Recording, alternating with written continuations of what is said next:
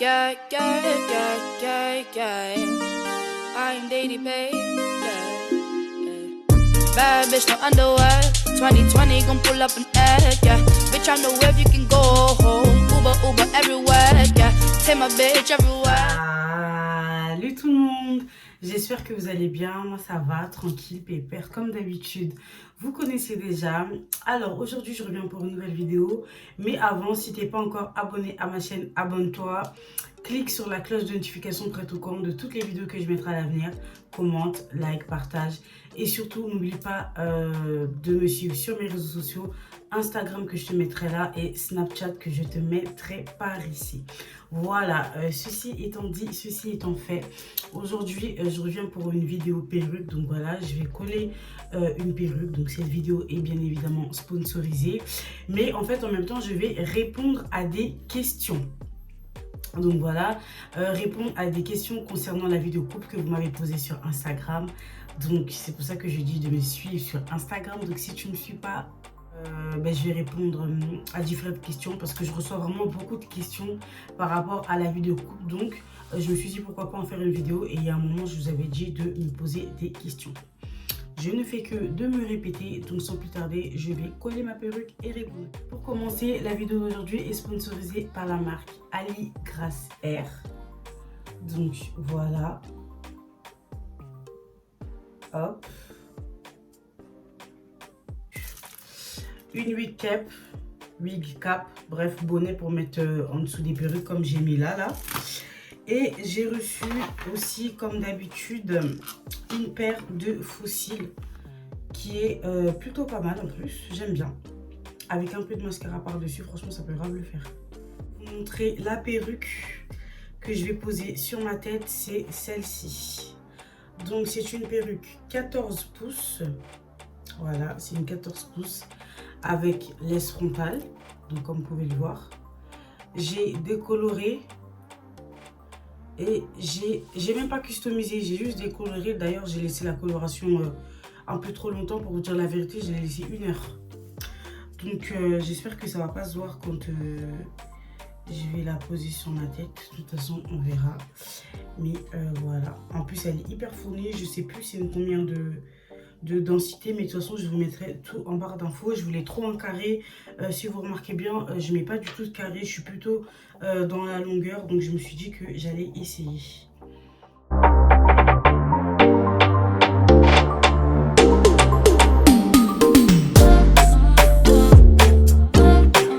Donc, ce que je vais faire, je vais couper la tulle et ensuite je vais répondre à la première question.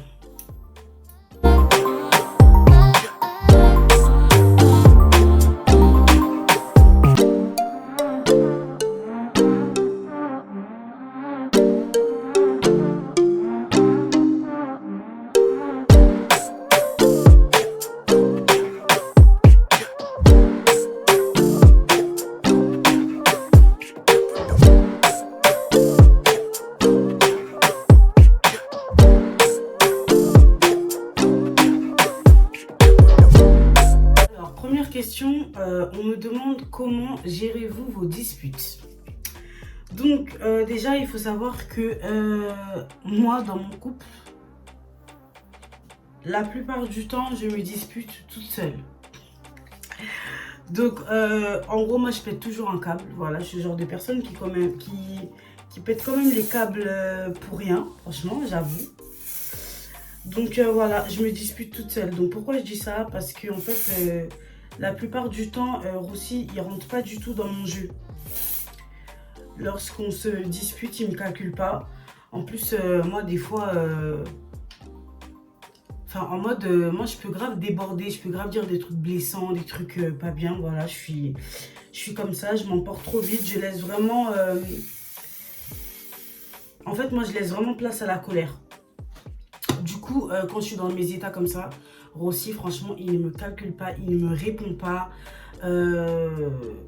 Enfin voilà, il ne me calcule pas. Et pour revenir à la question de comment gérer les disputes, en fait, il faut vraiment attendre que l'autre soit apaisé. Voilà, désolée, j'ai collé une partie de la perruque. Comme je disais, en fait, il faut vraiment attendre que l'autre soit apaisé.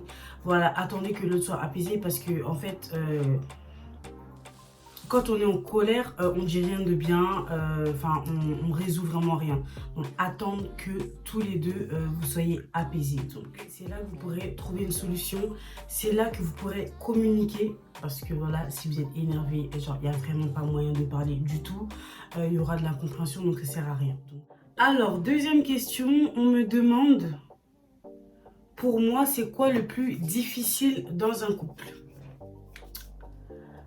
Alors, pour moi, le plus difficile dans un couple, c'est de rassembler, en fait, les deux caractères. Parce que, voilà, on a vraiment chacun son caractère.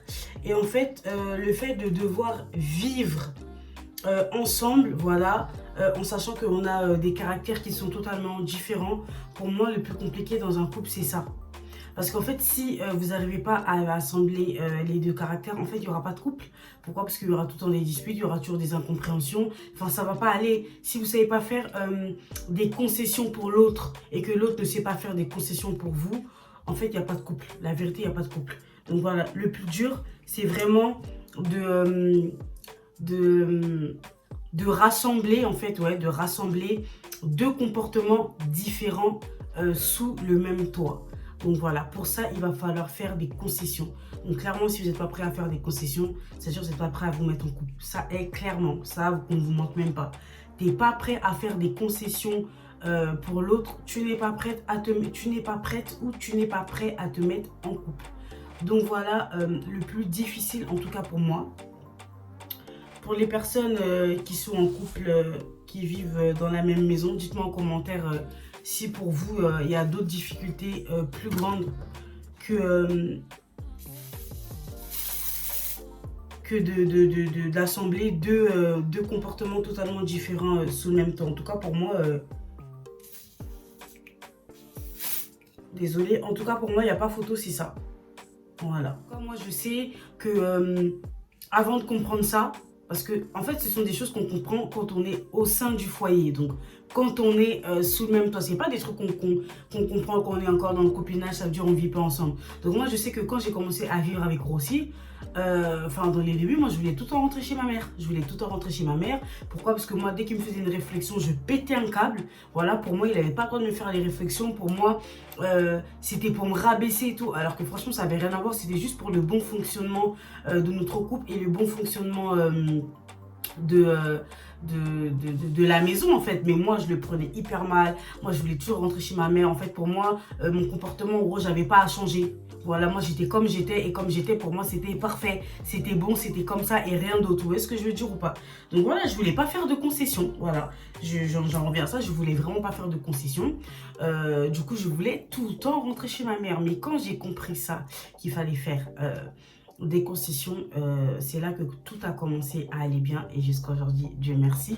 Mais voilà, la vérité, quand vous êtes en couple, faites des concessions, que ce soit toi l'homme ou que ce soit toi la femme, voilà.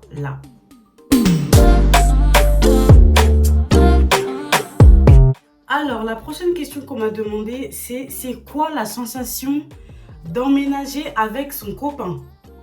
Je trouve que c'est une très bonne question. Parce que, à ce que je vois, au jour d'aujourd'hui, les couples, et surtout nous les filles, on veut grave emménager tôt avec nos mecs. Donc c'est quoi la sensation? Dans les débuts, t'es grave contente. J'en vais emménager avec mon mec, ça va être trop bien, on va être ensemble, patati patata et tout. En tout cas, moi personnellement, j'étais grave saucée, j'étais grave contente, j'étais grave pressée, j'étais grave pressée. Et ça, après, ben, ça va revenir un peu à la question de tout à l'heure. J'étais grave pressée dans les débuts, mais après, voilà, j'ai regretté. Parce que la sensation au début, elle est toujours bien. Mais enfin voilà, il faut savoir que tu vas vivre avec une personne 24 heures sur 24. Et comme moi je dis toujours, quand on est dans le copinage dans un couple, on ne se connaît pas. C'est-à-dire quand on se capte et tout, pour aller manger, on se capte, on passe des journées ensemble, on fait des week-ends, on fait des vacances ensemble. Et ça ne te permet jamais de connaître la personne telle qu'elle est. Parce que... quand tu es dans le copinage, tu veux toujours montrer les bonnes facettes de toi. Tu vois ce que je veux dire ou pas? Tu veux toujours montrer les bonnes facettes de toi. Tu vas pas montrer les mauvaises facettes. Ça veut dire que, je te dis la vérité, même si à la base tu ronfles, tu vas pas ronfler. Même si à la base t'es une meuf ou t'es un mec, tu ronfles, la vérité tu vas pas ronfler. Mais c'est quand vous allez être dans la même maison que tu vas commencer à ronfler. Donc au début c'est bien beau, mais en fait quand on aménage ensemble, c'est là qu'on voit qui est vraiment c'est là que tu vois qui est vraiment ton mec, c'est là que tu vois vraiment qui est ta meuf. Tu vois ce que je veux dire ou pas? La sensation au début elle est toujours bien. La sensation au début elle est toujours bien. Et c'est trop bien wesh.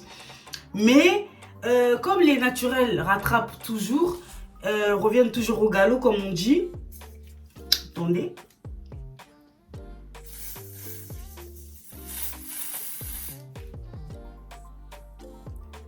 Donc comme j'ai dit, comme les naturels reviennent toujours au galop, franchement à partir de ce moment-là, la vérité ça commence à être chaud.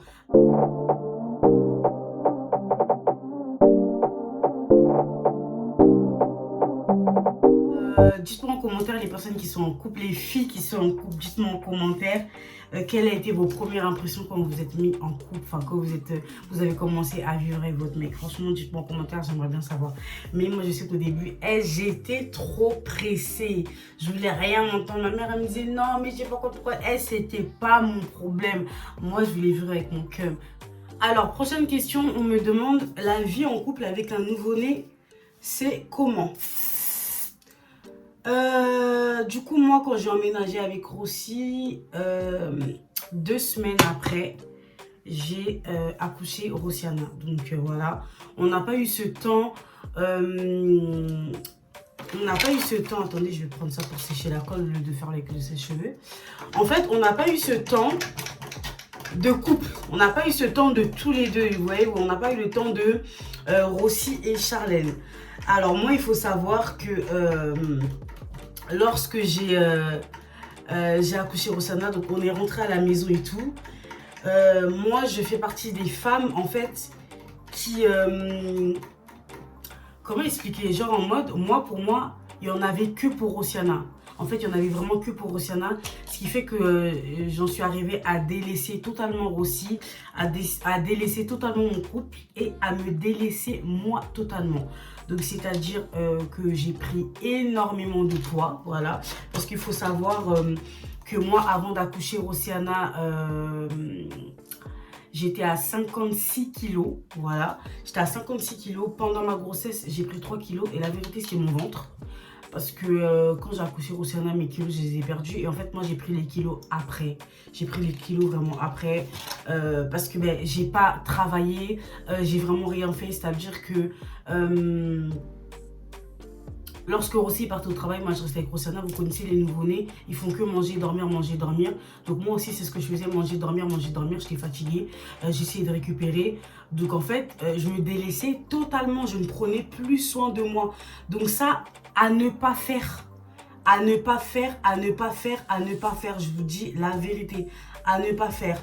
Donc, ce qui fait que lorsque j'ai pris du poids et que je me suis rendu compte que j'ai pris du poids, ben moi franchement la vérité j'étais tombée dans une mini dépression, hein. J'étais vraiment tombée dans une mini dépression. Donc en fait c'est pas parce que vous devenez maman que en gros vous devez donner l'intégralité, vous devez donner l'exclusivité à votre rôle de maman. Parce que déjà avant d'être maman vous êtes une femme, et avant d'être maman vous êtes comment on dit, vous êtes une fiancée pour les fiancés, vous êtes une mariée pour les mariés, mais en gros, vous êtes la copine de quelqu'un. Vous voyez ce que je veux dire ou pas? Comme on dit moi et Rossi, aujourd'hui il y a Rosiana, on est ses parents, mais en fait avant qu'il y ait Rosiana, c'était Rossi et Charlène. Donc il faut vraiment en fait faire la part des choses. Voilà, quand vous vivez avec un nouveau-né ou même quand vous avez des enfants, tout court, il faut savoir faire la part des choses. Vous avez votre rôle de maman, vous avez votre rôle de copine, de femme, de tout ce que vous voulez. Donc voilà, vous êtes en couple, donc vous avez ce rôle-là. Et vous avez aussi ce rôle de vous-même. Vous voyez ce que je veux dire ou pas? Moi, je suis la fiancée à Rossi, je suis la maman Rosiana, mais je suis aussi Charlène en fait. Vous voyez ce que je veux dire? Je suis Charlène. Ces 3 trucs différents là. qu'il faut savoir départager, parce que sinon, la vérité, ça va pas le faire, parce que ça peut grave casser les couples. Au début, quand vous étiez avec votre copain, vous faisiez grave des choses, des week-ends, des trucs romantiques, enfin tout ce que vous voulez. Et à partir du moment où il y a un enfant, où il y a les enfants, tout ça, c'est terminé. Donc, ça, en fait, c'est vraiment à éviter, c'est un truc à pas faire. Savoir faire la part des choses, c'est hyper important. Donc, je colle juste ça et on va passer à la question suivante.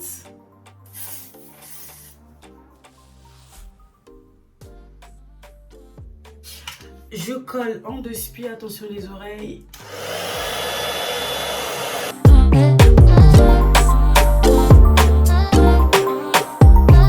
Alors là, déjà, la vérité, je kiffe ma pose de ouf. Non mais regardez-moi ça. Ah, j'aime trop. J'aime vraiment trop. Je kiffe. Donc là, ce que je vais faire, c'est attacher le bandeau.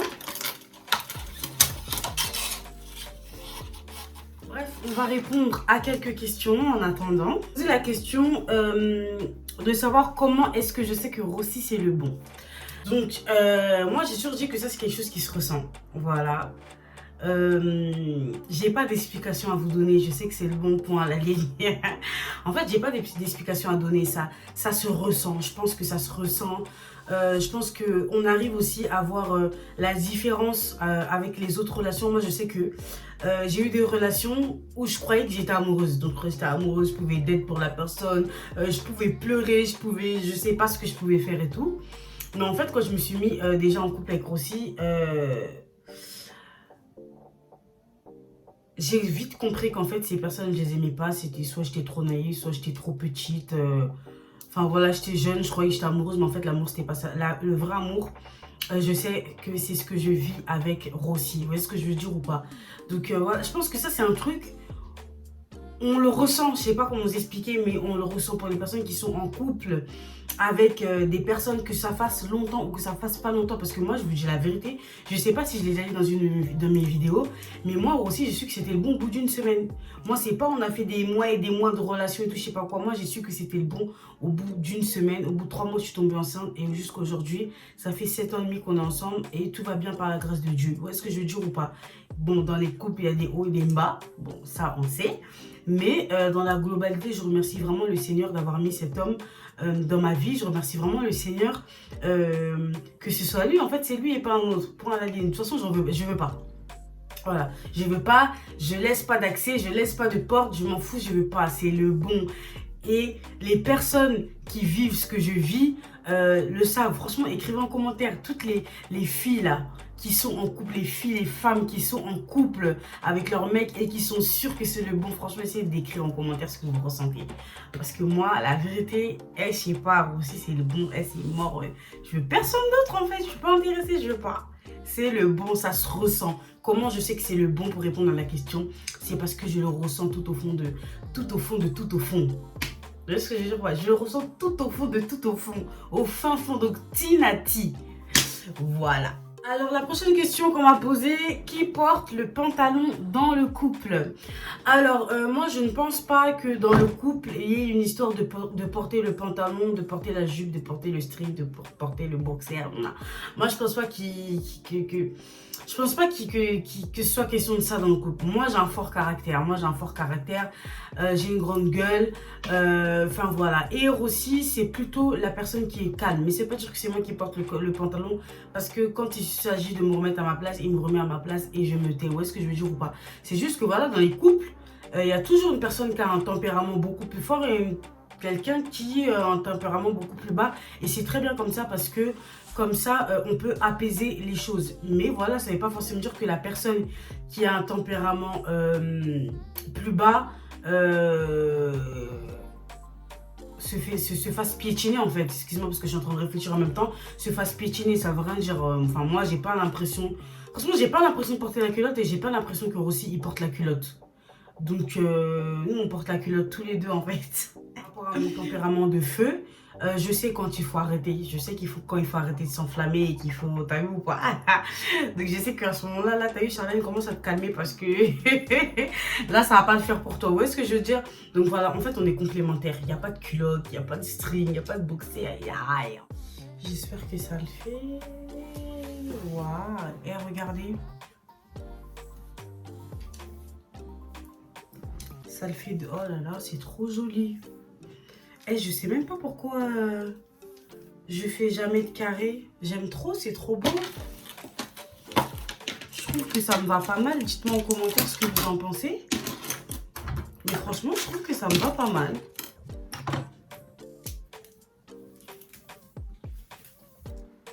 J'aime bien. Oh là là. C'est sympathique.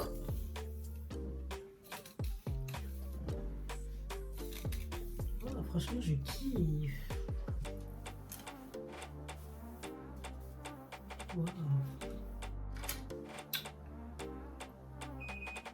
Ah, c'est bon. Ça a chauffé. Je vais pouvoir lisser.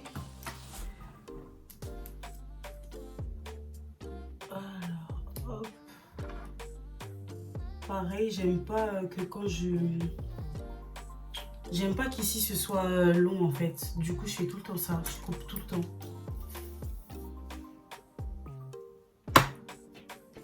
Voilà. La question qui est revenue le plus souvent.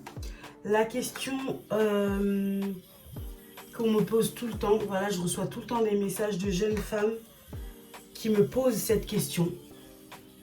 Donc, c'est comment ne pas tomber dans la routine. Alors, il faut savoir que déjà, moi, je crois pas, mais je crois pas du tout qu'on peut rester 5 ans, 10 ans, 15 ans, enfin, des années, et même là, je dis 5 ans, même 1 an. 1 an. Je pense pas qu'on peut rester 1 an avec un mec. Et en fait, comment expliquer? Je pense pas qu'on peut rester genre des années. Voilà, je pense pas qu'on peut rester des années avec une personne, donc avec un mec ou avec une meuf, et l'aimer comme au premier jour. Donc déjà, moi, je crois pas à cette phrase de oui, ça fait 10 ans qu'on est ensemble, je t'aime comme au premier jour, j'y crois pas. Pourquoi? Parce que déjà, pour moi, l'amour, ça s'entretient, voilà. De ma petite expérience de mes 7 ans, voilà, hein, parce que c'est pas, c'est quelque chose, mais voilà, hein, il y a beaucoup plus. De ma petite expérience de mes 7 ans, l'amour, ça s'entretient, d'accord? Donc, quand tu te mets en couple avec une personne, dans les débuts, c'est trop bien parce que vous vous découvrez.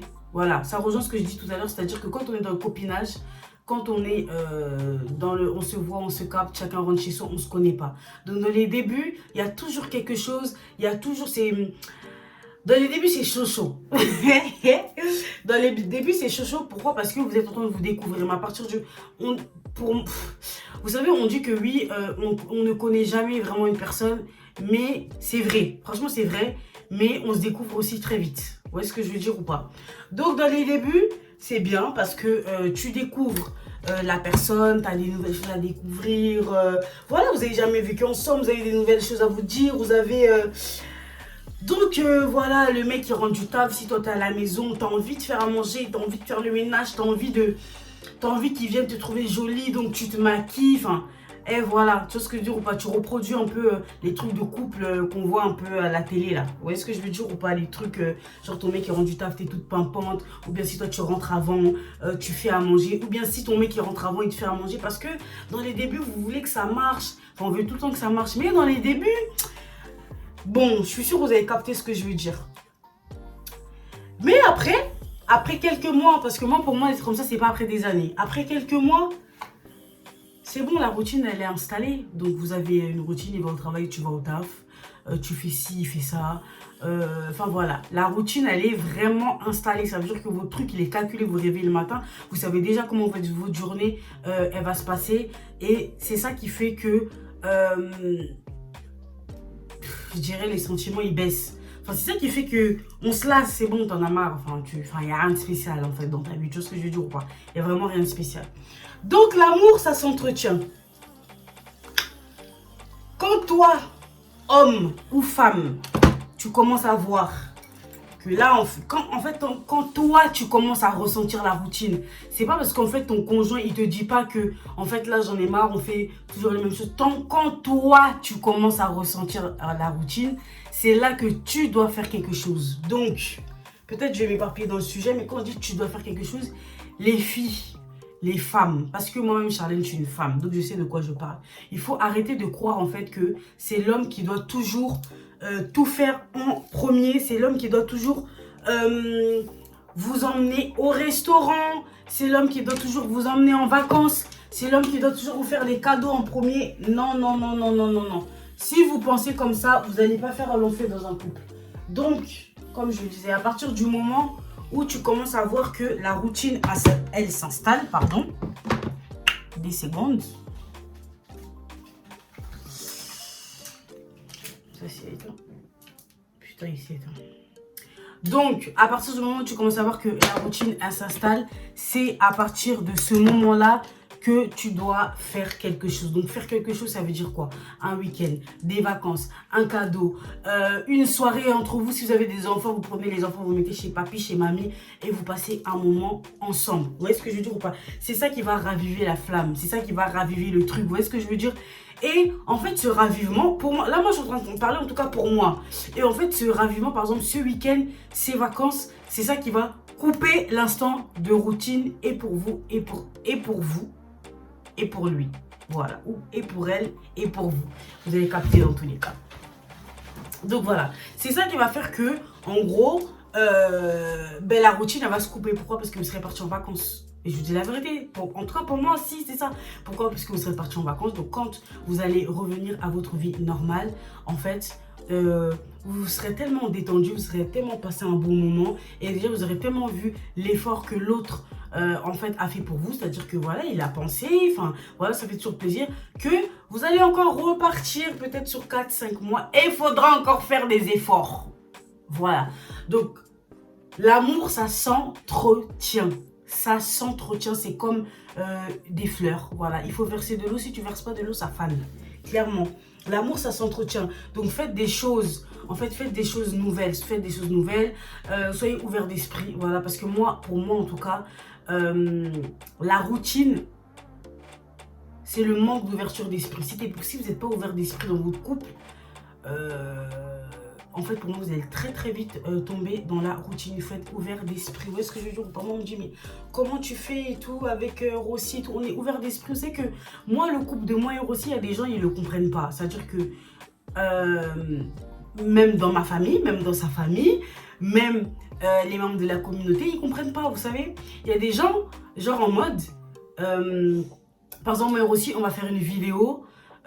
Ou Rossi, par exemple, on va s'échanger les tenues, ça veut dire Rossi va mettre mes robes et tout, ou on va faire des vidéos, ou Rossi, je le maquille. Il y a des gens qui vont dire, mais ouais, c'est tout, non, lui il est sérieux parce que bon, voilà, Rossi quand même, comme il vient du bled, vous connaissez, les mecs du bled, les trucs c'est mort, mais c'est même pas question des mecs du bled, c'est les mecs tout court, les trucs c'est mort, vas-y, ma meuf me maquille et tout, c'est mort et tout, j'échange les tenues de ma meuf, je mets ses robes et tout, c'est mort. Mais Rossi, il est ouvert d'esprit.